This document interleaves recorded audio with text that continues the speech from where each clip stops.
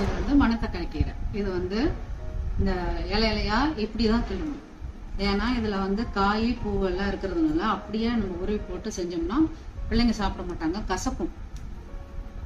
அம்மா, கீரையை கிள்றதுக்கே நிறைய ப்ரொசீஜர் சொன்னீங்க. இது என்ன கழுவுறதுல என்னமோ கலர் கலரா மிதங்குது?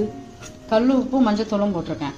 ஏன்னா ஏதாவது மருந்து தெளிச்சிருப்பாங்கல்ல, அதோட தன்மையெல்லாம் போறதுக்காக கல் உப்பும் மஞ்சத்தூளும் போட்டிருக்கேன். ஓ, ரொம்ப நேரம் கழுவணுமா? இல்ல போட்டுட்டு 3 வாட்டி கழுவணும், அவ்வளவுதான்.